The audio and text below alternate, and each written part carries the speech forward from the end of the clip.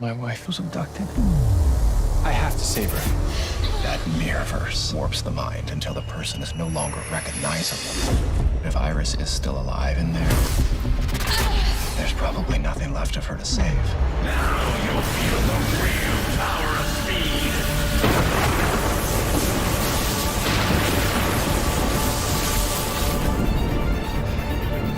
You ready? Let's go. Where's he going? Barry, you're going the wrong way. Wait for it.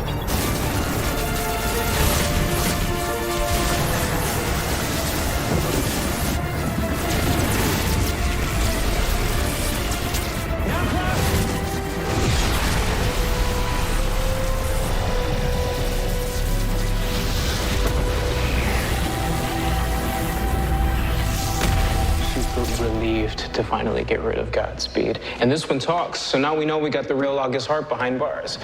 That's not the real Godspeed.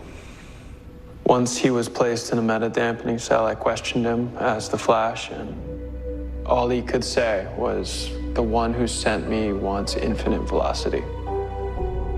When you were fighting Godspeed, he said, "We deserve your speed." Who's we? Does we include the one who sent him? He couldn't tell me because he stopped talking. And started chirping like a broken modem. Just like the rest of them. I have an idea.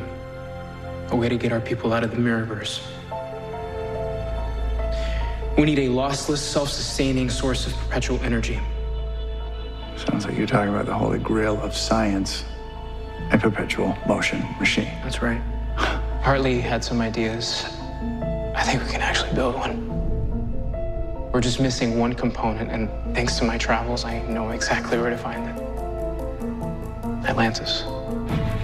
Finally, crisis pays off in a good way for once. Now let's get to work.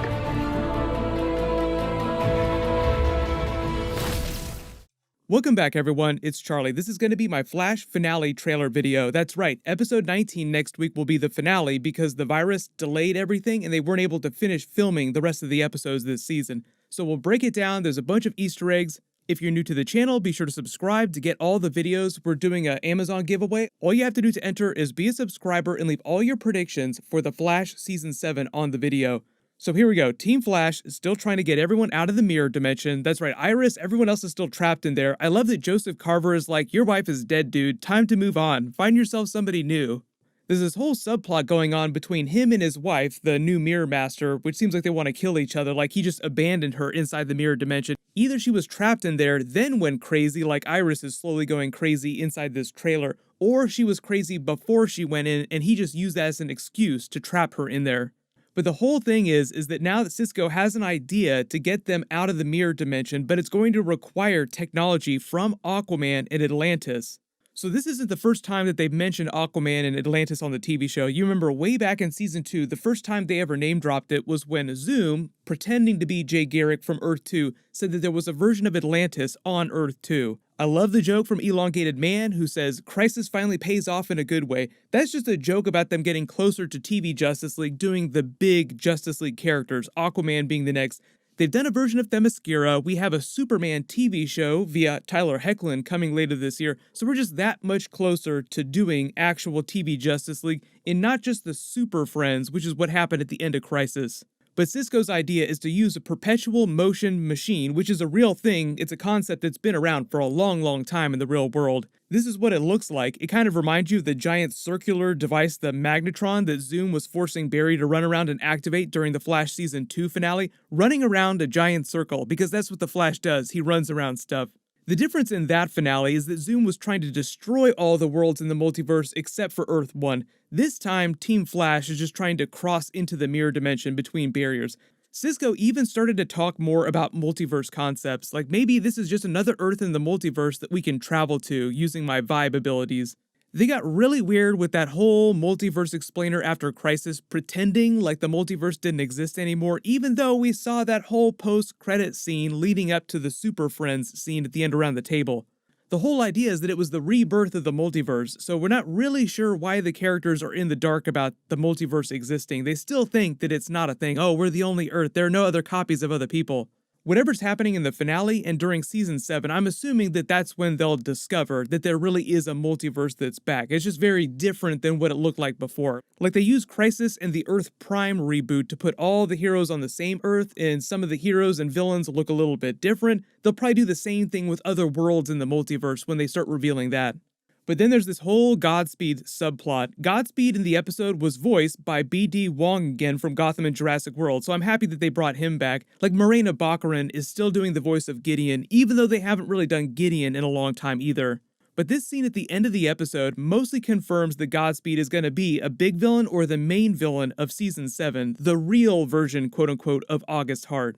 Barry said that when he was fighting this version of Godspeed, he said that they, quote-unquote multiples, they were looking for infinite speed and had developed a technique for stealing Speed Force from other speedsters that was a little different from the technique that Earth 90 Barry Allen used during Crisis on Infinite Earths on our Barry when he stole his speed to use the cosmic treadmill. You run long enough, kid, you learn a couple new tricks.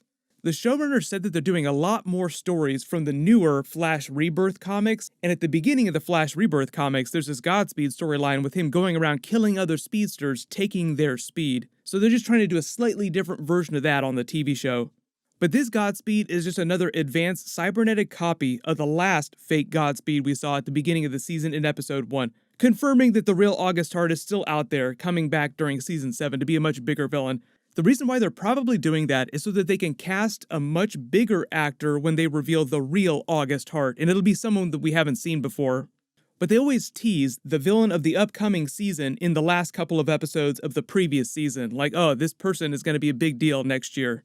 But just because Godspeed seems like he's going to be the big villain of Season 7 doesn't mean he'll be the only villain, because there's also that big hanging plot thread with Reverse Flash, the twist that Grant Gustin said was originally supposed to happen in the real finale, episode 22, I believe. But because of the virus, they couldn't film it, so I think we all assumed that it was going to lead up to a big Red Death storyline or a big twist. I've already talked about that in previous Flash videos, but there's also the Bloodwork hanging plot thread too. The Mirror Copies tried to free him a couple episodes ago, but he said, no, I'm going to stay in here. I'm playing the long game. There's other ways for me to be free. So obviously, if they don't resolve that in the finale, they'll have to bring him back during Season 7. So the showrunner and Grant Gustin himself confirmed that they probably will just wrap up all that stuff that they couldn't film at the end of this season at the beginning of Season 7, and then do the story that they had originally planned for the beginning of Season 7.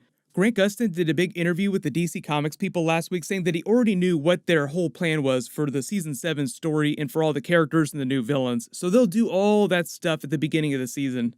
And even though his contract is up, they had started discussions with the studio about doing a Season 8 and Season 9 possibly, but because of the virus, the talks had stopped, and he said that he's not sure when they're going back to film Season 7 and when they're going to start negotiating his new contract again. But he did a big long podcast with Michael Rosenbaum also talking about leaving the show, because Michael Rosenbaum, if you remember, left Smallville as Lex after Season 7. He's like, I did 7 seasons, that's good enough for me. Then for the rest of the show up to the series finale, just came back every once in a while for cameos. So naturally, he asked Grant Gustin, do you feel like leaving the show, like 7 seasons is enough? So Grant Gustin just said that he'd be happy either way, either leaving the show or doing more. They're going to have to pay him way more money when he renews his contract, so that's a big consideration. But they did that for Stephen Amell. They paid him a crazy amount of money to do Arrow Season 8.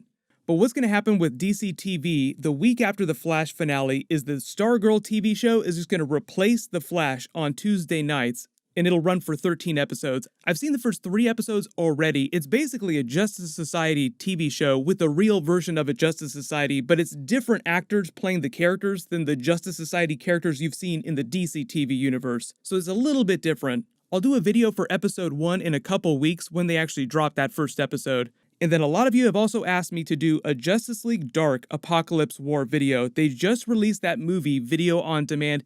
My video for that will post later this week, so as long as you have alerts enabled for my channel, you should see that when I post it. But it was actually a pretty solid movie. There's also a new Deadpool 3 video that I'll post later tonight too, because Ryan Reynolds was going off about Deadpool 3 recently. So while you wait for that, everyone click here for my new Spider-Man 3 Daredevil clip, and click here for that new Rick and Morty Season 4 Episode 7 trailer video. Thank you so much for watching. Everyone stay safe. I'll see you guys tonight.